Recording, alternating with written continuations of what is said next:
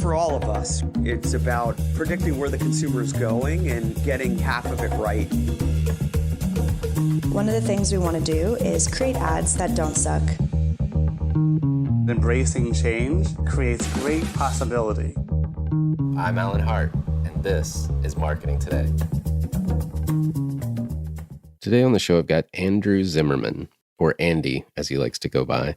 He's the president of Frog, one of the world's leading design and innovation firms. Prior to Frog, he was managing director of Accenture New Businesses, where he launched the Accenture Interactive and Mobility businesses, which now makes up Accenture Digital. Before Accenture, he was managing director at Idea Lab, one of the first and most successful incubators. On the show today, we talk about the ecosystem of agencies, partners in design, as well as consulting, and where he sees the ecosystem going. We talk a lot about design and some recent products that they've launched, as well as the history of Frog and all of the things that they've touched, many of the products that you've probably used yourself. So I hope you enjoy this conversation with Andy Zimmerman. Andy, welcome to the show. Well, thanks, Alan. Good to be here. Yeah, it's nice to have you. And I was reading your background, and you have to tell me what this business is about you traveling with the circus. What was that all about? Well, it's an unusual experience, and it's something that almost everybody who looks at my LinkedIn asks me about. This is usually the first question. But what happened was when in college, I was an aspiring writer, novelist, and I applied for a fellowship. It's called a Watson Fellow. And the requirements of that fellowship is that it require travel outside the United States and be something you couldn't do in a normal graduate program. And you write a proposal. And I proposed to travel with European circuses and to write a novel inspired by that experience.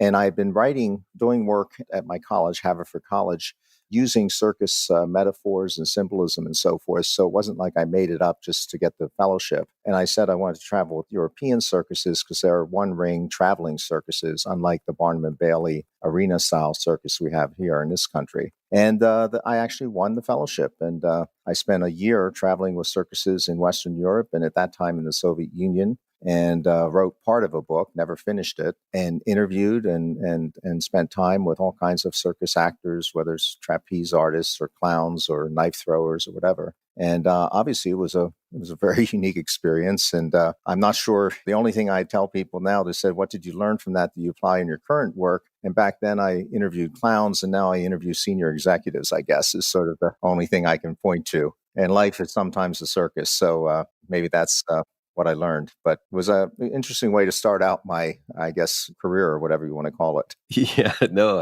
I love that. I love that. For a long time, I was a consultant, and from time to time, I would carry a pack of crayons in my work bag, and occasionally a client would see it. And I really didn't. I really just did this for a joke, because occasionally I would like to plop them on the table, and they would always ask me, "Well, what are those for?" And I was like, "Those are my executive writing tools." So. No, it's at least it's a conversation starter. And when I first joined Frog, I have to say, kind of went on a tour of all our studios around the world, and invariably the first question I got from Frogs was, "Could you talk about your traveling with the circus?"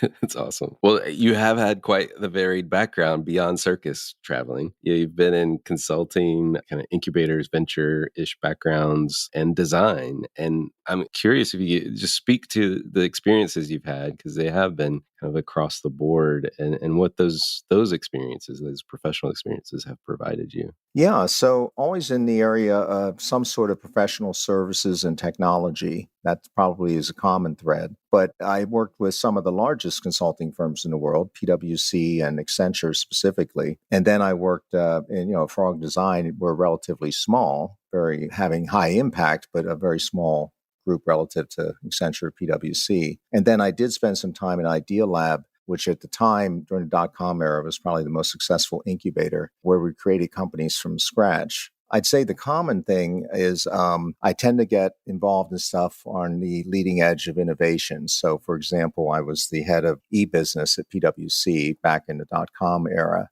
Obviously, a lot of innovation in Idea Lab. And then at Accenture, I was involved, ran something called Accenture New Businesses, which ultimately became Accenture Digital. So I've always kind of had this for some reason, falling into like what the next new thing was. And that's sort of what Frog is about. I mean, innovation and growth strategies and coming up with new products and services and disrupting kind of business models and so forth. So in many respects, these other experiences were great training for me working at Frog. I'm not a designer. I am a writer. I mentioned the circus novel. I did come out with a novel earlier this year. So I am a storyteller, but I'm not a visual designer, interactive designer. But I try to bring my general management skills and then also the fact that I'm pretty good at telling a story. And a lot of what we do in design is inspire clients to aspire to something different and new by telling them a story that really gets them excited.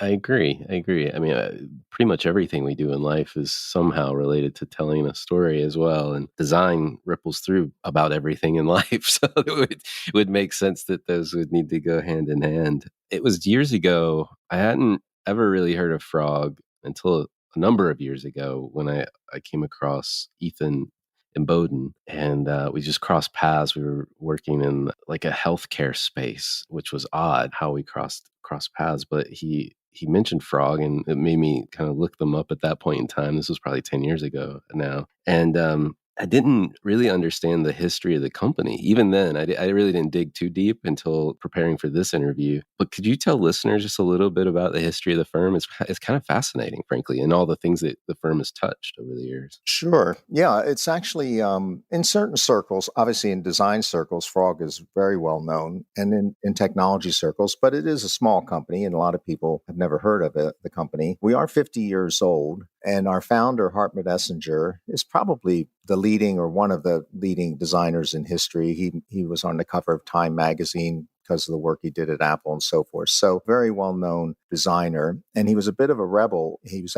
going to design school in Germany, which is kind of the home of the Bauhaus School of Design, whose mantra is form follows function. It's very engineering driven. And Hartmut rebelled against that philosophy and said that form should follow emotion. And at the time, this was a radical notion. And his point was we need to make functional designs, but we also need to make designs that touch people on an emotional level. So he designed a integrated hi-fi system for a company called Wiga in Germany, which really took off. It was beautifully designed. And Sony caught wind of it and actually bought Wiga. And that's how they were introduced to Hartmut. And then Hartmut designed the Sony Walkman and the Sony Trinitron TV system, both obviously revolutionary in their time. At that time, Steve Jobs believed that Sony was the paradigm of great design. Back then they were. And so he asked Marita, the head of marketing at Sony, how do you guys come up with all these beautiful products? Because I want to make beautiful computers. And he was introduced to Hartmut. He flies over to Germany to meet Hartmut. He stays at Hartmut's house, at his mother's house.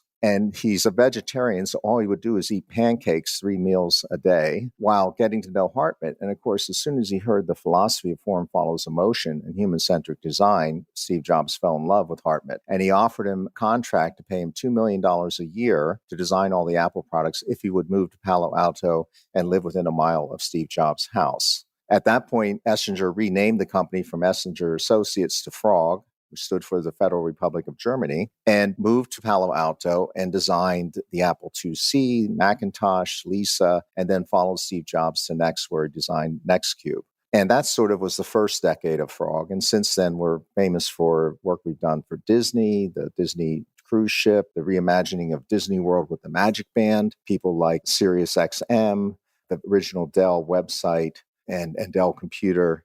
And even to this day, things like the new HBO Max platform and so forth. So we do both industrial design and digital design and experience design, and remain probably, one of the leading design firms in the world, certainly. And we're now in 10 countries, in 14 studios. And that's sort of the history of Frog. That's awesome. Yeah. It's amazing how many of those products I've owned, like Walkman, the Trinitron TV from Sony, the Disney products or the experiences. It's just amazing. Not to mention the Apple products for sure. Well, one of the things I like to say is because I did come from Accenture, and I have huge respect for Accenture as a company, just to be clear. But I do like to say that Accenture and Frog are roughly the same age, and Accenture is about 10,000 times the size of Frog.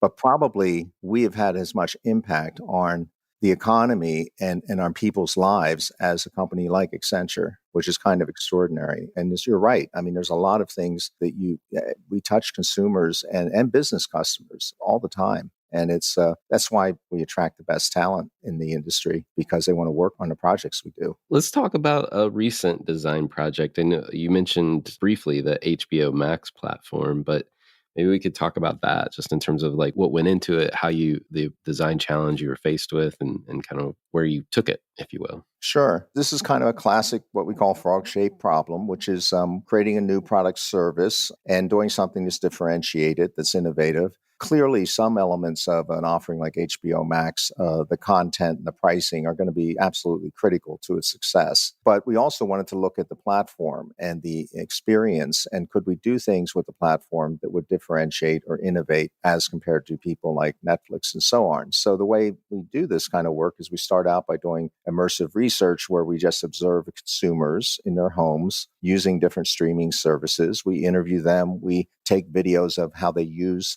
these different platforms. And out of that, we identify a set of what we find to be unmet needs or so forth. So, for example, something like Netflix, I think that all of us can get a little frustrated with the algorithms and recommenders actually finding, it can take you half an hour to find a show that's a half hour long. And while it was truly an innovation in its time, the idea of using algorithms as a recommendation engine, what we added with HBO Max is a lot more social elements to it. So people sharing playlists, celebrities sharing playlists, people being able to watch together and with an interactive chat and so forth. I think one of the reviewers referred to the platform as Spotify meets Netflix. And so what we kind of said is we want to have human algorithms, recommendations. That's through social. And then we will also have the quantitative AI type of algorithms as well. And that combination is going to make it more of a social and more of an entertaining and hopefully more of a relevant experience for people using the service. So that's the sort of exercise we go through. And of course, we design the screens and the interface and so forth. But I think, in this case,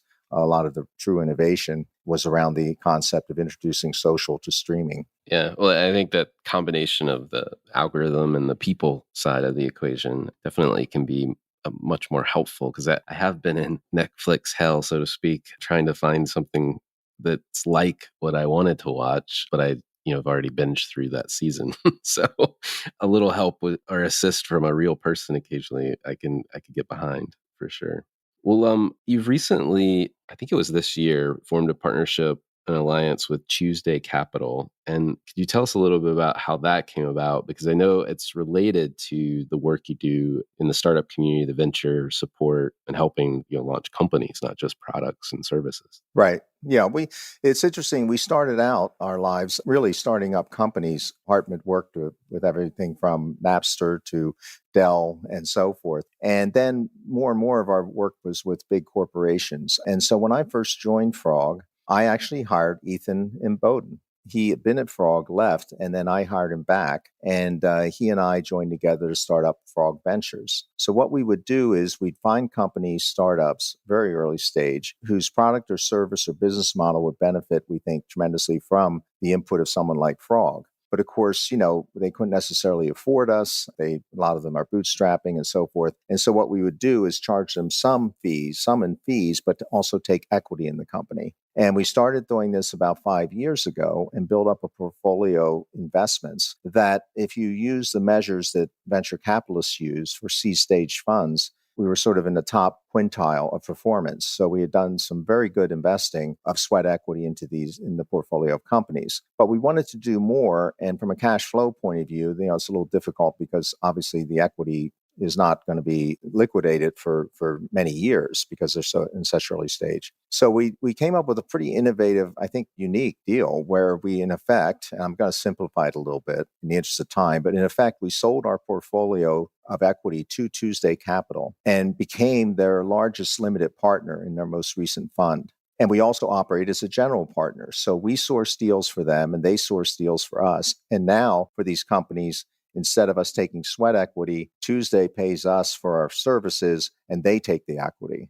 And of course, we're a partner with them. We share in the upside, although not as much as we would if we don't it outright. And you're right. We announced this deal in January. COVID kind of slowed us down a bit, but we've now done 4 deals. We have a number in the pipeline, and it's just a fantastic relationship. And Tuesday, is one of the leading seed capital venture funds in the Valley. And so been a great relationship and allows us to do a lot more startups. No, that makes perfect sense. I mean, I know that a lot of professional services firms, agencies and the like on the advertising or marketing side have tried this. None I have found have been that successful at it. You guys definitely hit the mark in terms of success. And maybe it's because you're attacking the critical problem of the product or the service to begin with, right? I don't know if you would say that's true or not. It could be as well that a lot of agencies if I think back about it, that I've heard try this, they also don't have all the work in-house, meaning so it's not all soft hour costs so they've got hard pocket cost as well. So I don't know if you want to speak to like why you think you guys have been successful, but it does stand out. Yeah, I think, and I want to give credit to Ethan. He has this unique background of being a designer, and he is an entrepreneur, and he started up a company and sold it and raised money. So he really knows both the venture business and design business. I obviously come with some venture experience myself. And so I think that we're kind of hard-nosed about both the quality of the management and the idea. And then also, is our contribution going to be a nice to have, or could it be a pivotal moment, an interaction with Frog? And based on those criteria, we would do the investment. And I'll say that I think now we even have a better kind of, not story, but I think we're going to have better results because Tuesday Capital brings truly a venture capital, seed capital lens to the deals. We bring the design and strategy lens to the deal. And if we invest in you, that's a pretty big compliment because, they get thousands of deals and we get hundreds of deals. And the other thing, by the way, I would say is in certain communities, technology and so forth, the fact that Frog has designed something is news in and of itself for a startup. The startup doesn't have, almost by definition, much of a brand when they're starting out. In some ways, the Frog brand, might be. And so like we did some work for a company called HeatWorks, which is a heating technology. And we created a dishwasher, we heat water heating system and so forth. And we took it out to Consumer Electronics Show. And for 3 years in a row, the product we designed for them won Best in Show in their category. And I think it's a brilliant design, but also the fact that this is designed by Frog. And some of the coverage was, this dishwasher designed by Frog, who designed, the Macintosh and so forth. It's just a nice branding for a company that doesn't have a brand yet, like HeatWorks. Right. It's transferred equity. Yes. Thank you. Yeah. Thank you. Yes, that's the Exactly. right way to describe it. Exactly. No, it's good. That's great. You have had such a diverse background. I mean, across the consulting agency venture, like you described. How do you think about the ecosystem of service providers and like agencies, consulting firms, et cetera, like in the future? It seems it's all kind of blurring together, frankly. Yeah. I think we're in very interesting times. We're owned by Capgemini, which is, a very large $20 billion multidisciplinary professional services firm, everything from strategy and management consulting to technology and software development and outsourcing. So, you look at people like Capgemini, you look at Accenture Interactive, and you look at Publicis, for example, and it's getting pretty hard to distinguish between the companies. Now, obviously, a Publicis comes at it principally from a traditional agency point of view, having added some IT and design skills. And likewise, you could say Accenture, Capgemini come at it from a technology point of view, but then adding design, and in the case of Accenture, even agency capabilities. I think what's bringing it together is two things. One is that the CMO is becoming a more important buyer of professional services and technology. And they really are having more and more say in anything digital because more and more the digital experience is the experience for the consumer. And so as the CMO becomes a more important buyer of services, I think that the traditional IT services companies are saying, hey, wait a second, we need to get in front of them, not just the CIO or the CTO or the COO. So I think that's one thing that's driving it. The second thing is the idea that brand, product and service, and experience are just blurring together. It's all becoming one. And so, there's a lot of ways to create experiences. Some are technology enabled, some process enabled, some advertising and media related. And you're going to have clients that just want to have one place to go to get these kinds of solutions. And so I think it's, you're going to end up with a bunch of mega companies that are some combination of the traditional agency networks and the traditional consulting firms. Yeah, makes a lot of sense. As you think about design and where design is going in the relationship to that ecosystem and the change within it, like where do you see design going? Or is obviously we talked about HBO Max, that's a app, right? Like a digital product. Do you see more design challenges in the digital space, or I'm just curious where you see design going? Yeah, I mean, there's a lot. I mean, that's a kind of a pretty big question for Yeah, I someone know running it for is. org. I mean, I don't know if we can fit it into a podcast here, but I'll talk about a few things and hopefully try to keep it short. But one thing is, and this is before COVID. I mean, we were seeing more and more interest in what we call convergent design or experience design. It kind of picks up in the last question, where we're saying to clients, look, don't think of this as I need a digital service, or don't think of this as I need to design some hardware product. I mean, you're designing a customer experience. That can be everything from customer support. That can be an out-of-box experience when they get something in a mail before they even use the product. I mean, there's so many touch points now, and the touch points are starting to blur. And so one of the trends in design is the silos between the traditional kind of interactive design, graphics design, industrial design, and so forth is blurring. And so you have these designers that are able to kind of straddle a customer journey and kind of create this convergent experience, whether it's a combination of retail, digital, in-home, you name it, industrial. So that's one trend, convergent design. Then I think the second thing is the next two things are going to be really interesting and are somewhat driven by COVID. One is that just the whole push to digital, and obviously all the metrics are skyrocketing, e-commerce and so forth, where people have moved to digital channels, and particularly age groups and demographics that maybe were slower to adopt digital, but now have adopted it out of need. And so what you're doing is you have a lot more people that are digitally proficient, and you have a lot more data. You have this digital exhaust that's being created, and more transactions and interventions have this digital trail to it. And so this is creating more and more opportunities for AI driven types of analytics and ways of influencing experiences using AI, because there's more digital exhaust out there. And then the second thing I think is going to be really interesting is ARVR. These sort of augmented reality technologies are really starting to take off. And with a lot of things becoming more virtual, and I do think it's not just COVID, I don't think we're going to be going back to normal. I think AR/VR is going to be a really interesting opportunity for designing experiences going forward. So those are some of the areas: AI and data exhaust, AR/VR, and just the whole idea of convergent design are some of the hotter areas for us. Interesting. I think the more practice we get with being remote on a daily basis or virtual, the more you really starting to rethink, like when business travel, as one example, opens back up, do I really need to go on that trip and spend, 4 hours in the airport both ways to get there and have a meeting and come back? Maybe not anymore. And it means redesigning space, because now they'll say, we'd say the new offsite is on-site. The new offsite is like showing up at work, and on-site is in your home. And I think retail is interesting too. I mean, obviously retail has been badly hurt. I mean, physical retail by COVID, but it will drive down real estate costs. And I think also we think it will make it more fluid. So we could envision kind of a we shop equivalent to we work, where there'll be more and more pop-ups and these sort of momentary experience destinations that are affordable because rents are going to go down, retail rents.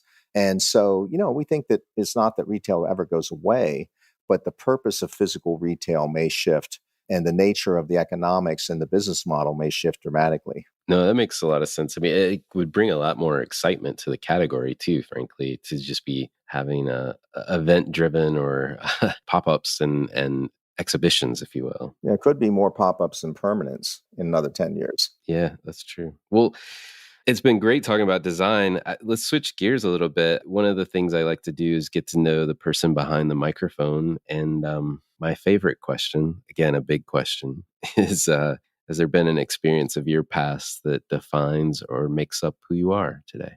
Well, that's a pretty easy one to answer, because I did, and I don't mean to plug my book, but I did come out with a novel a few months ago called Journey, and it is inspired by true events. And I went through an experience about 10 years ago of a spiritual awakening. I'd gone to a little village in England called Glastonbury, which is kind of well known for its music festival, but also as a place for spiritual kind of seekers. And I actually had a reading with a mystic or a soul reader, and that kind of opened me up and changed my life and ultimately inspired me to write the novel. And I'm writing a second one that follows it. And what that did for me, because I just wasn't a religious person, frankly. I was brought up in a religious family. I wasn't. And what it did for me was kind of just get me in touch with myself, become more vulnerable, become more authentic.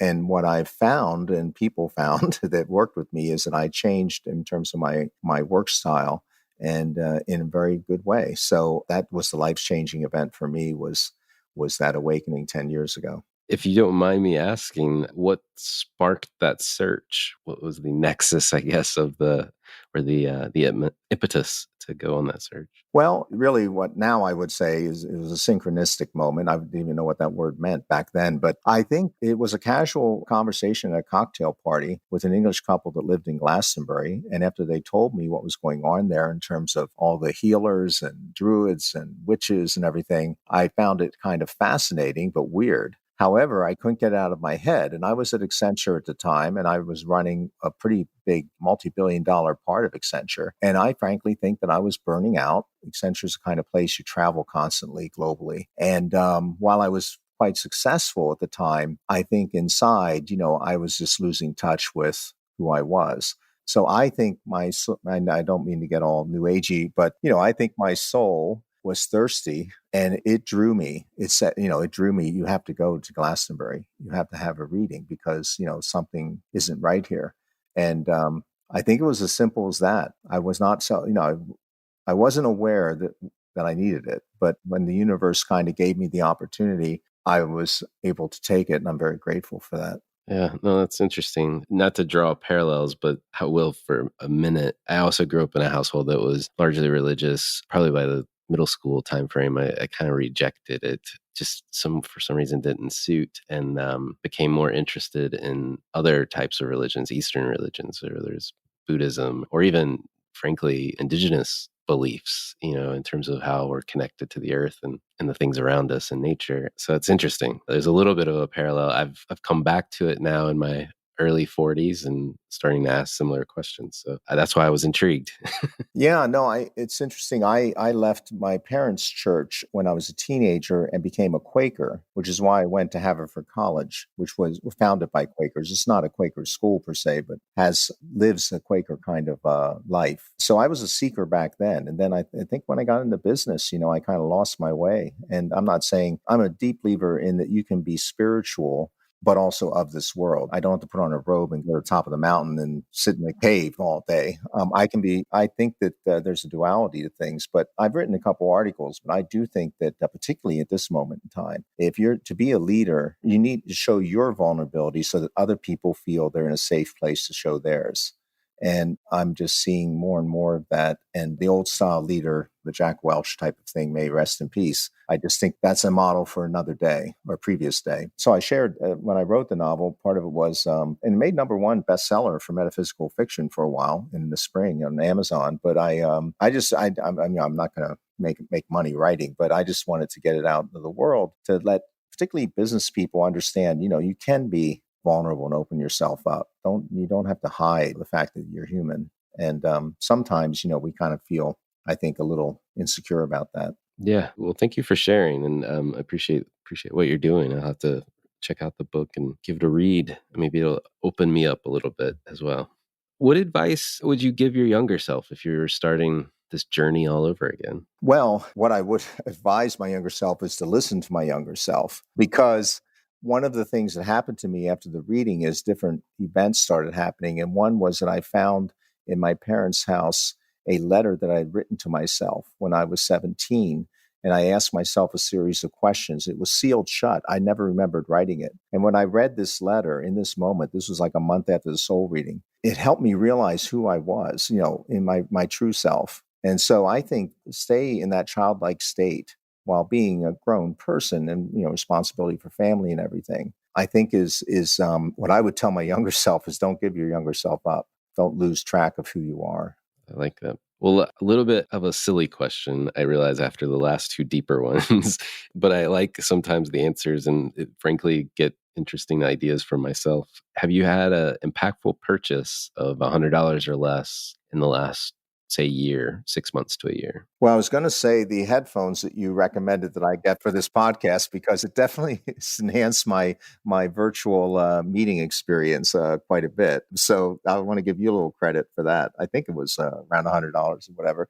But I'd say the most impactful purchase for me has been Spotify, in that I had not been using it and having more time and kind of like wanting some quiet time, not being on the computer. I mean, I think we all have screen exhaustion, but I don't have audio exhaustion. And that Spotify experience for me, and frankly, some of the inspiration for HBO Max as well, was this idea of music exploration. And I just reconnected with music for the first time in a long time. And, hours and hours of listening to music, not looking at a screen, maybe listening to music while going around. I like, sounds like yourself. I love connecting in nature. I'm looking out right now over the ocean in Big Sur. So Spotify, I mean, I don't like to buy things, like products. I like experiences. And that's been a really brilliant enhancement to my life experience in the last 12 months. I wish I had your view right now if you're looking out over Big Sur.